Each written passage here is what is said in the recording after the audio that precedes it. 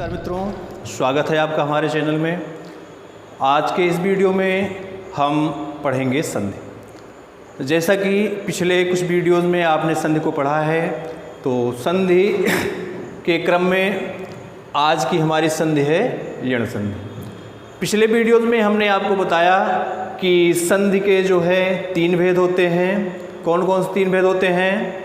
स्वर संधि, व्यंजन संधि और विसर्ग संधि। तो पहले हम स्वर संधि पढ़ रहे हैं। स्वर संधि जब हम पढ़ना शुरू किए तो हमने बताया आपको स्वर संधि के विषय में कि स्वर संधि के जो हैं 5 भेद होते हैं। कौन कौन से 5 भेद होते हैं? दीर्घ स्वर संधि, गुण स्वर संधि, वृद्धि स्वर संधि, यण स्वर संधि और अयादि स्वर संधि। तो थोड़ा थोड़ा हम पिछली संधि के विषय में बताते हुए फिर इस पे आते हैं। तो दीर्घ संधि में क्या होता है? दीर्घ संधि जब 2 समान सवर्ण स्वर आपस में जुड़ते हैं, जब 2 सवर्ण स्वर आपस में जुड़ते हैं तो वहाँ पे दीर्घ संधि होती है। उसके बाद दूसरी संधि थी गुण संधि। गुण संधि में क्या है? जब ह्रस्व या दीर्घ अ के बाद ई उ री में से कोई स्वर जुड़ता है, वो चाहे ह्रस्व हो चाहे दीर्घ हो, तो वहाँ पे गुण संधि होती है। और अ धन ई मिलके ए हो जाएगा, अ धन उ मिलके ओ हो जाएगा, अ धन री मिलके अर हो जाएगा। यही था गुण संधि। और उसके बाद तीसरे क्रम पे है वृद्धि संधि। वृद्धि संधि में क्या होता है कि अ या आ के बाद, मतलब ह्रस्व या दीर्घ अ है, उसके बाद ए ऐ ओ औ, चाहे ए ऐ जुड़े चाहे ओ औ जुड़े। अगर ऐसी कंडीशन हमको मिलती है तो हम पहचान लेंगे, जान जाएंगे कि वहाँ पर वृद्धि संधि है। और वृद्धि संधि में क्या होता है? अ या आ के बाद यदि ए या ऐ जुड़ता है, अ या आ के बाद यदि ए या ऐ जुड़ता है तो दोनों की जगह पे ऐ हो जाता है। ठीक। और अ या आ के बाद यदि ओ या औ जुड़ता है तो दोनों की जगह पे औ हो जाता है। यही थी हमारी वृद्धि संधि। ठीक। तो 3 संधि हम पढ़े। अब चौथा नंबर है यण संधि का। यण संधि में क्या होता है? अभी तक क्या हो रहा था कि जो कुछ जुड़ रहा था अ या आ के बाद ही जुड़ रहा था, लेकिन यहाँ से क्रम उल्टा हो जाता है। यहाँ पहले अ या आ नहीं आता है। इसमें क्या होता है? ई उ री के बाद ई उ री, चाहे ह्रस्व रहे चाहे दीर्घ रहे, चाहे यह ह्रस्व हो और चाहे दीर्घ हो, चाहे ह्रस्व हो चाहे दीर्घ हो, यदि इसके बाद कोई भी असमान स्वर जुड़ता है, असमान स्वर, ई उ री के बाद कोई असमान स्वर जुड़ता है तो वहाँ पे यण संधि हो जाती है। अब सोचने वाली बात यह है कि यहाँ पे समान स्वर क्यों नहीं जुड़ा, असमान स्वर क्यों जुड़ा? यदि समान स्वर जुड़ेगा तो वहाँ पे दीर्घ संधि हो जाएगी। ठीक है। तो अगर यहाँ पे समान स्वर जुड़ जाएगा, जैसे ई है, ई के साथ ई जुड़ गया तो वहाँ पे दीर्घ संधि हो जाएगी। इसके लिए यहाँ पे असमान स्वर जुड़ता है। ठीक। तो जब ई उ री के बाद असमान स्वर जुड़ता है तो ई चेंज होके ई का य हो जाता है, ई की जगह य हो जाएगा और उ की जगह व हो जाएगा तथा री की जगह र हो जाएगा। यह कंडीशन बनती है। कब बनती है? जब ई उ री के बाद कोई असमान स्वर जुड़ता है। जब यह कंडीशन होती है तो हम जान जाते हैं कि वहाँ पे यण संधि हुई है। और यण संधि का नियम हमारा कहता है कि ई के साथ चाहे ह्रस्व ई हो चाहे दीर्घ ई हो, उसके साथ ही कोई असमान स्वर जुड़ रहा है तो वहाँ यण संधि होगी और ई चेंज होके य हो जाएगा। उसी तरह ह्रस्व या दीर्घ उ के बाद यदि कोई असमान स्वर जुड़ रहा है तो वहाँ पे उ की जगह उवा हो जाएगा और संधि कौन सी होगी, यण संधि होगी। उसी तरह री के बाद यदि कोई असमान स्वर जुड़ रहा है तो वहाँ पे री की जगह र हो जाएगा। ठीक है, तो इतना हमको पता हो गया कि यण संधि कैसे हम पहचानेंगे। यह तो हो गया यण संधि पहचान के नियम, कैसे यण संधि पहचानते हैं। अब हम सीखेंगे कि यण संधि करते कैसे हैं।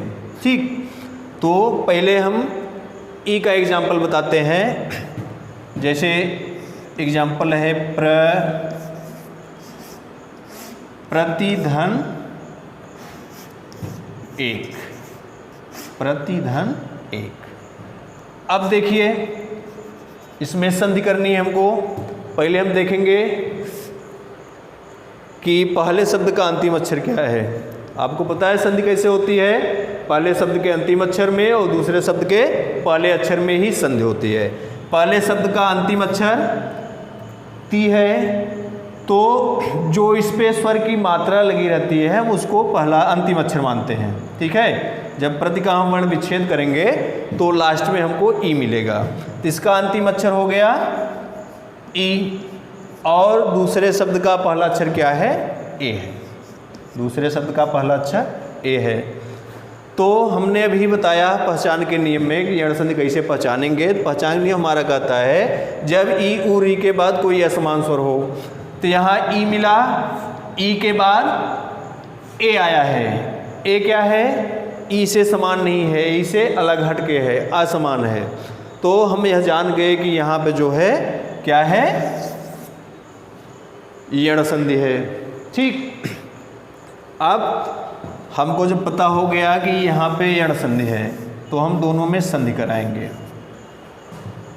तो संधि के लिए हमने अभी बताया कि पहले शब्द का अंतिम अक्षर और दूसरे शब्द का पहला अक्षर, इसी में संधि होती है। ठीक, तो ई और ए अभी यहाँ बताया गया ई चेंज होके यह हो जाता है। ई इसका चेंज हुआ, ई चेंज होके यह हो गया और आगे ए है तो इस या पे ए की मात्रा हम लगा देते हैं, बाकी बचा है का। ठीक, अब देखिए जब ती में से ई निकल गया तो त बचा। त कैसा यहाँ बचा, त में से स्वर निकल गया है तो यह स्वर विहीन त बचा। जब स्वर विहीन त होता है तो उसके नीचे हम हलंत लगा देते हैं। ठीक है, इसका मतलब होता है आधा त। तो दोनों में संधि कराए हम तो संधि होके आ गया हमारा प्रत्येक। ठीक, तो यह हो गया ई का एग्जाम्पल, यह हो गया ई का एग्जाम्पल। अब हम ऊ को लेके एक एग्जाम्पल बता रहे हैं। ऊ को लेकर देखिए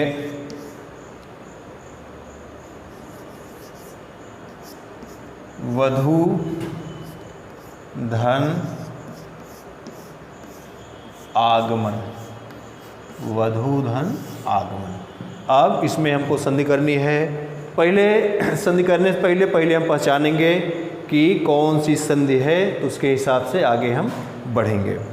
तो संधि के लिए आपको पता है पहले शब्द का अंतिम अक्षर और दूसरे शब्द का पहला अक्षर, उसी में संधि होती है। तो यहाँ पहले शब्द का अंतिम अक्षर है ऊ और दूसरे शब्द का पहला अक्षर है आ। पहले ऊ है और फिर आ है, यह जो है ऊ के समान नहीं है, असमान है।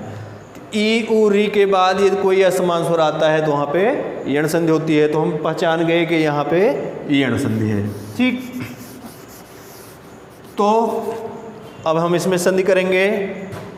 वह जैसे वैसे लिख देंगे।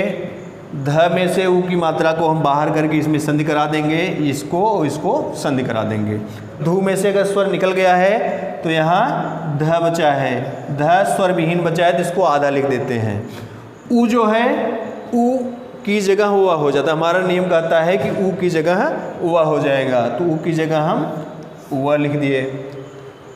आगे आ है तो आ यहाँ लिखने की जरूरत नहीं है, इसमें आ की मात्रा हम लगा देंगे। इसमें आ की मात्रा हो जाएगी, बाकी गमन है, गमन। अब हो गया वध्वा गमन। समझ में आया आपको?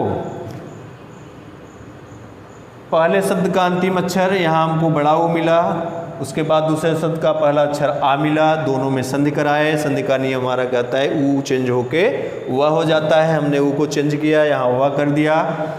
तो यहाँ बचा था वह और आधा ध। आधा ध क्यों बचा? क्योंकि धू पूरा शब्द था और उसमें से स्वर निकल गया। जब स्वर निकल जाता है तो जो बचता है वह स्वर विहीन वर्ण होता है। ठीक है, स्वर्ण विहीन वर्ण जो होता है वह आधा पढ़ा जाता है। तो आधा ध यहाँ बचा है, ऊ की जगह वह कर दिए, आगे आ है तो इसमें वह में हम आ की मात्रा जोड़ दिए, बाकी जो बचा है उसको लिख दिए, वध्वा गमन हो गया। अब अगला है री। तो हम देखते हैं री में संधि कैसे होती है। पितृ हो गया, धन आज्ञा, पितृ धन आज्ञा। अब यहाँ पे त जो है, त में री जुड़ा हुआ है, री की मात्रा लगी है, आगे आ है। तो नियम हमारा कहता है कि री के बाद यदि असमान स्वर आता है तो वहाँ पे यण संधि होगी। तो यहाँ री के बाद असमान स्वर आया है, इसका मतलब हम जान गए कि यहाँ पे यण संधि है। ठीक, तो संधि करना है हमको, यह री और आ इसी में हमको संधि करानी है। तो पी जैसे है वैसे लिख दिए, इसमें से हम री मात्रा निकाल दिए, तो यह जो है स्वर विहीन त बचा। स्वर विहीन त जो है वह आधा हो जाता है, आधा लिखा जाता है। अब री की जगह र, री की जगह र, री की जगह र हो रहा है। अब आधा त और र, हिंदी में बताया गया है कि आधा त और र जब एक साथ मिलते हैं तो दोनों मिलके त्र हो जाते हैं। आधा त और र जब एक साथ मिलते हैं दोनों मिलके त्र हो जाते हैं। जो हमारा हिंदी का वर्ण त्र है वह आधा त और र से मिलके बना है। तो यहाँ आधा त है, उसके बाद र है, तो इन दोनों को न लिख करके इसकी जगह हम क्या लिख देंगे? त्र। इसकी जगह लिख देंगे त्र। क्यों लिख दिए? आपको पता है कि हिंदी वर्णमाला हमारी कहती है कि आधा त और र जब एक साथ मिलेंगे तो वहाँ त्र हो जाएगा, यह त्र हो गया। आगे आ है तो आ की मात्रा लगा दिए, आगे ज्ञा, पित्राज्ञा, यह हो गया हमारा री का एग्जाम्पल। अब देखिए री का एग्जाम्पल थोड़ा जो है यह कठिन है, इसको एक एग्जाम्पल और देखते हैं। अब इसमें देखते हैं मातृ धन आदेश। अब सेम चीज़ करनी है, हमको पता ही है कि री और आ, री के बाद असमान स्वर आया है, यण संधि है, तो री में और आ में हम संधि कराएंगे। तो संधि कराने के लिए पहले हम माँ लिखे, त में से री निकल गया तो यह त जो है आधा ही बचा है और री की जगह र हो जाता है, तो यहाँ र लिख देंगे। और जैसे कि हमने अभी बताया कि वर्णमाला हमारी कहती है त और र जब एक साथ मिलते हैं तो त्र हो जाता है, तो इसको हम त्र लिख देंगे, तो इसको हम त्र कर देंगे। ठीक, आगे है आदेश। आ जो है आ की मात्रा इस पे हम लगा दिए और मात्रा आ की लगी, आगे है देश, यह हो गया मात्रा देश। मातृ धन आदेश बराबर मात्रा देश। तो यह थी हमारी यण संधि। यण संधि आप पढ़े और बहुत कठिन तो नहीं है, लेकिन फिर भी अगर आप पहली बार पढ़ रहे हैं तो थोड़ा आपको कठिन लगेगा। लेकिन एक बार इस वीडियो को आप अगर ध्यान से देखते हैं, समझते हैं, तो हमको पूर्ण विश्वास है कि यह आपको बहुत आसानी से समझ में आ जाएगा। तो इसके बाद अंतिम संधि है अयादि संधि। अयादि संधि जो है हम वीडियो के अगले भाग में देखेंगे, आगे के वीडियो में देखेंगे, क्योंकि यहाँ पे उसको बताने में वीडियो काफ़ी लंबा हो जाएगा और आपको समझ में भी कम आएगा। तो मित्रों फिर मिलते हैं हम अगले वीडियो में अगली संधि के साथ। आपको यह वीडियो कैसा लगा और जो बातें बताई गई आपको समझ में आई कि नहीं आई, आप कमेंट करिएगा। और यदि आपको वीडियो पसंद आया है तो आप इसको लाइक करिए और हमारे चैनल को अगर सब्सक्राइब नहीं किए हैं तो सब्सक्राइब करिए और इस वीडियो को अपने मित्रों में शेयर भी करिए, जिससे कि वो भी इसका लाभ उठा सके, वो भी संधि पढ़ सकें। तो मिलते हैं फिर अगले वीडियो में। Thank you.